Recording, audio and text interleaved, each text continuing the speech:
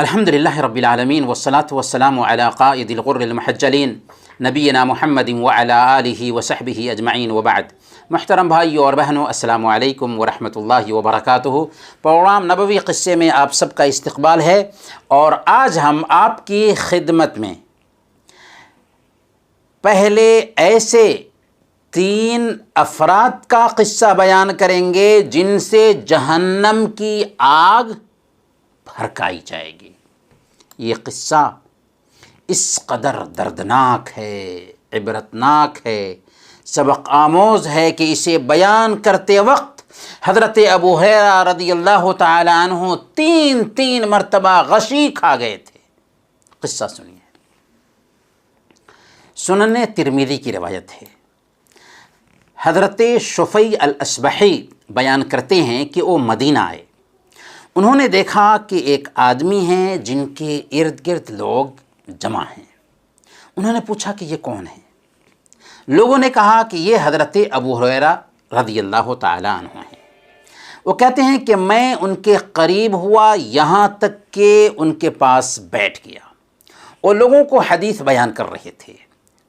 جب وہ خاموش ہو گئے اور میں ان کے ساتھ اکیلے رہ گیا تو میں نے ان سے کہا کہ میں آپ سے اللہ کا واسطہ دے کر سوال کرتا ہوں کہ آپ مجھے وہ حدیث سنائیں جسے آپ نے اللہ کے نبی صلی اللہ علیہ وسلم سے سیکھا اور یاد کیا ہو۔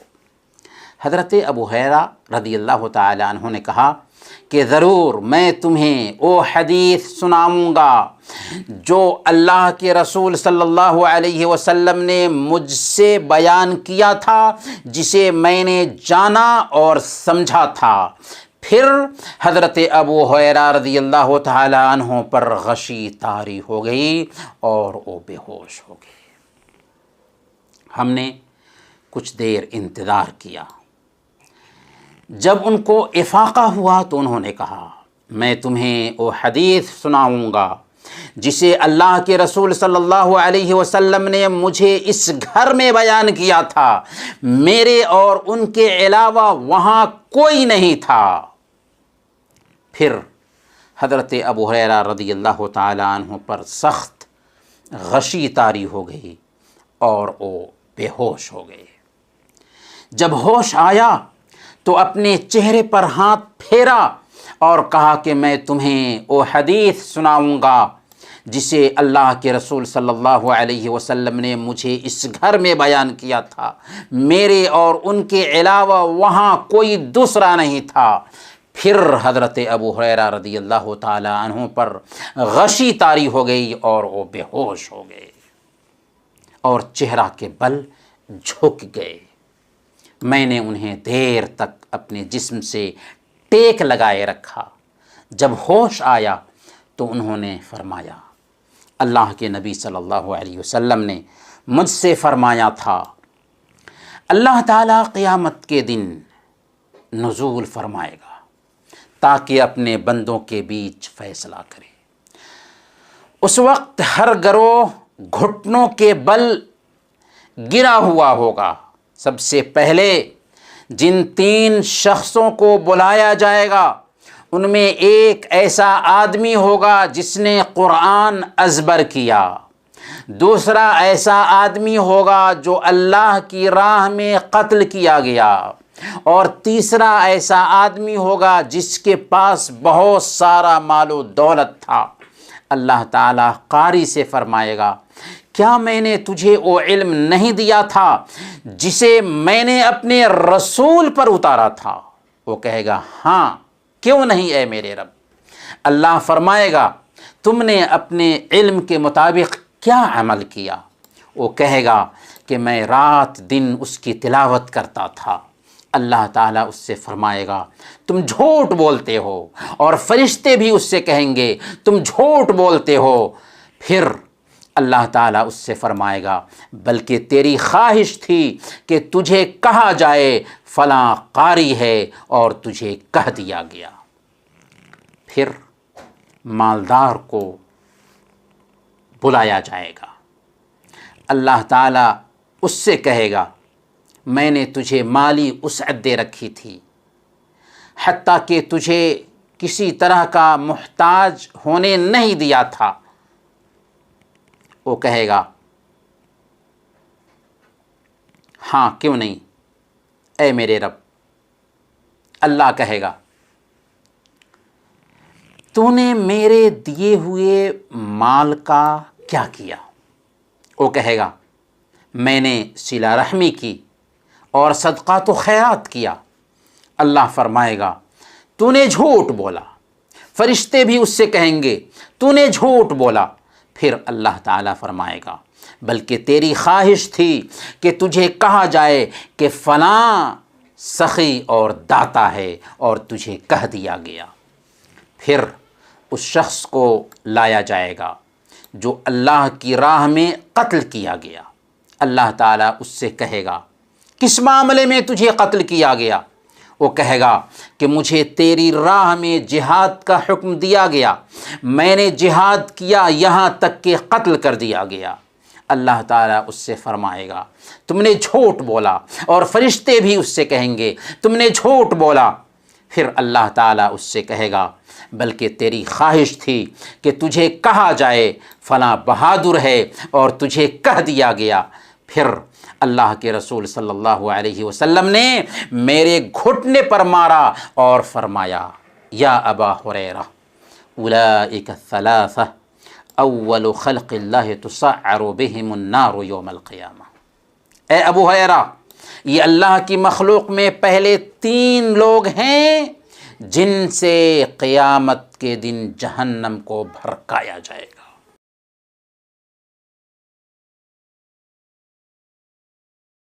محترم ناظرین، اس حدیث سے سب سے پہلا سبق یہ ملتا ہے کہ حضرت ابو ہریرہ رضی اللہ تعالیٰ عنہ طلب علم کے لیے سب سے زیادہ حریص تھے۔ عام صحابہ کے مقابلہ میں حضرت ابو ہریرہ رضی اللہ تعالیٰ عنہ اللہ کے نبی صلی اللہ علیہ وسلم کو ہر وقت لازم پکڑے رہتے تھے، اسی لیے تمام صحابہ میں سب سے زیادہ احادیث آپ ہی سے منقول ہے، اور اللہ کے نبی صلی اللہ علیہ وسلم کی خصوصی دعا کی بنیاد پر آپ کی یادداشت بھی کافی تیز تھی، جو کچھ سنتے تھے یاد ہو جاتا تھا۔ اس قصے کو حضرت ابو ہریرہ رضی اللہ تعالیٰ عنہ نے اللہ کے نبی صلی اللہ علیہ وسلم سے بالمشافہ فیس ٹو فیس اکیلے میں انہوں نے سنا تھا۔ اس قصہ سے دوسرا سبق یہ ملتا ہے کہ اللہ کے اسماء و صفات پر بغیر تعویل، بغیر تحریف، بغیر تعطیل اور بغیر تکییف کے ایمان لانا واجب ہے، کیونکہ اللہ کے نبی صلی اللہ علیہ وسلم نے اس حدیث میں کیا فرمایا کہ اللہ تعالی قیامت کے دن اپنے بندوں کا فیصلہ کرنے کے لیے ان کے بیچ نزول فرمائے گا۔ گویا اللہ تعالی نزول فرماتا ہے، جو اس کی شان کے لائق ہے، جو اس کے جلال کے لائق ہے، بندوں کے نزول کے مشابہ نہیں ہوتا۔ صحیح بخاری اور صحیح مسلم کی روایت ہے، اللہ کے نبی صلی اللہ علیہ وسلم نے ارشاد فرمایا کہ اللہ تعالی ہر رات سے پہر سمائے دنیا پر اترتا ہے اور کہتا ہے کہ ہے کوئی دعا کرنے والا کہ میں اس کی دعا کو قبول کروں، ہے کوئی سوال کرنے والا کہ میں اس کا سوال پورا کروں، ہے کوئی معافی مانگنے والا کہ میں اس کے گناہوں کو معاف کروں۔ امام بخاری رحمۃ اللہ علیہ کے شیخ نعیم بن حماد الخدائی رحمۃ اللہ علیہ اللہ تعالیٰ کے صفات کے بارے میں بہت پتے کی بات کہتے ہیں۔ وہ فرماتے ہیں کہ من شبہ اللہ بخلقہ فقد کفر، جس نے اللہ تعالیٰ کو اس کی مخلوق سے تشبیہ دی اس نے کفر کیا۔ ومن جحد ما وصف اللہ بہ نفسہ فقد کفر، اور جس نے ان صفات کا انکار کیا جو اللہ تعالیٰ نے اپنے لیے ذکر کی ہیں تو اس نے بھی کفر کیا۔ فلیس ما وصف اللہ بہ نفسہ تشبیہا، اللہ تعالیٰ نے اپنی جو صفات بیان کی ہیں اس میں تشبیہ نہیں پائی جاتی۔ اس قصہ سے تیسرا سبق یہ ملتا ہے کہ ریاکاری، نمود و نمائش اور دکھلاوا نہایت خطرناک بیماری ہے، جس سے نہ صرف یہ کہ انسان کے اعمال اکارت جاتے ہیں، برباد ہو جاتے ہیں، ضائع ہو جاتے ہیں، بلکہ 3 قسم کے ریاکاروں سے سب سے پہلے جہنم کی آگ بھڑکائی جائے گی، سلگائی جائے گی، دہکائی جائے گی۔ دین کا عالم، قرآن کا قاری، جہاد میں جان کی بازی لگانے والا مجاہد، اور اپنا مال اللہ کی راہ میں خرچ کرنے والا سخی اور داتا۔ ظاہر ہے کہ یہ جو 3 اعمال ہیں اللہ کی نظر میں بہت زیادہ اہمیت رکھتے ہیں۔ عالم اور قاری کی بڑی فضیلت ہے، اللہ کے پاس شہید کا اعلیٰ مقام اور بلند درجہ ہے، اور اسلام کی نظر میں سخی اور فیاض کی بڑی قدر اور اہمیت ہے۔ لیکن اگر علم، قرأت قرآن، تلاوت قرآن، شہادت اور سخاوت جیسے گراں قدر اعمال میں ریاکاری آ گئی، دکھلاوا آ گیا، نام و نمود آ گیا، تو اس کا انجام کتنا خطرناک ہے کہ اس قبیل کے افراد سے جہنم کی آگ سلگائی اور دہکائی جائے گی۔ اسی لیے حضرت ابو ہریرہ رضی اللہ تعالیٰ عنہ جب اس حدیث کو بیان کرنے کا ارادہ کرتے ہیں تو 3 مرتبہ ان پر غشی طاری ہو جاتی ہے۔ اس لیے جو لوگ شہرت اور ناموری کے لیے تعلیم دیتے اور قرآن سکھاتے ہیں، یا دنیا کمانے کے لیے دین سیکھتے ہیں، ایسے لوگوں کو اپنے انجام سے بے خبر نہیں ہونا چاہیے۔ سنن ابی داؤد کی روایت ہے، اللہ کے نبی صلی اللہ علیہ وسلم ارشاد فرماتے ہیں، من تعلم علما مما يبتغى به وجه الله لا يتعلمه الا ليصيب به عرضا من الدنيا لم يجد عرف الجنة يوم القيامة۔ جس نے ایسا علم صرف دنیاوی مقصد کے لیے سیکھا جس سے اللہ تعالیٰ کی خوشنودی حاصل کی جاتی ہے، تو وہ قیامت کے دن جنت کی خوشبو تک نہیں پائے گا۔ جو لوگ شہرت اور ناموری کے لیے جہاد کرتے ہیں اور اپنی جان کی بازی لگا دیتے ہیں، ایسے لوگوں کو بھی اپنے انجام سے بے خبر نہیں ہونا چاہیے۔ شہادت کی تب قدر ہے جب کہ بندے نے اللہ کے دین کو غالب کرنے کے ارادہ سے جہاد کیا۔ اللہ کے نبی صلی اللہ علیہ وسلم نے فرمایا، من قاتل لتکون کلمۃ اللہ العلیٰ فہو فی سبیل اللہ، جو اس لیے قتال کرتا ہے کہ اللہ کا کلمہ بلند ہو تو اس کا قتال اللہ کی راہ میں ہے۔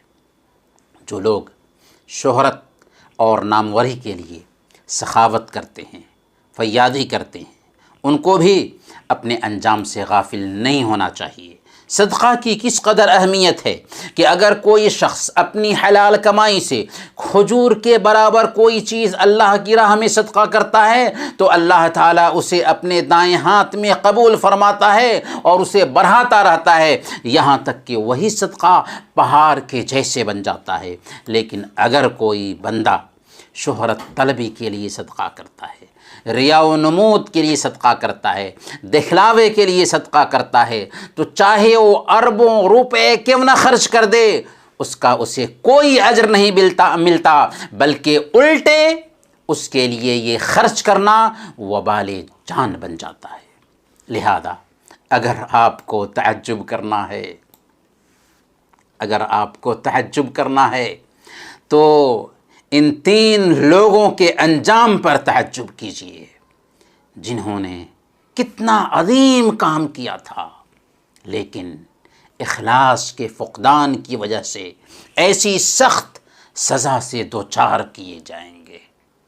اس لیے ضروری ہے کہ آج ہم اخلاص کے معاملے میں اپنے آپ کا محاسبہ کریں۔ امام ابن القیم رحمۃ اللہ علیہ نے بہت پتے کی بات بتائی ہے، کہتے ہیں العمل بغیر اخلاص ولا اقتداء کالمسافر یملأ جرابہ رملا ینقلہ ولا ینفعہ۔ بغیر اخلاص اور متابعت کے عمل کرنا ایسے مسافر کے جیسے ہے جو اپنا تھیلا ریت سے بھر کر کے اسے ڈھوتا رہتا ہے، جس کا اسے کوئی فائدہ نہیں۔ جی ہاں، اخلاص اگر نہیں ہے تو ہمارا عمل ہمارے چہرے پر مار دیا جائے گا، بلکہ کل قیامت کے دن جہنم کو جن 3 لوگوں کے ذریعہ سلگایا جائے گا وہ ریاکار ہی ہیں، اخلاص سے دور ہونے والے ہیں۔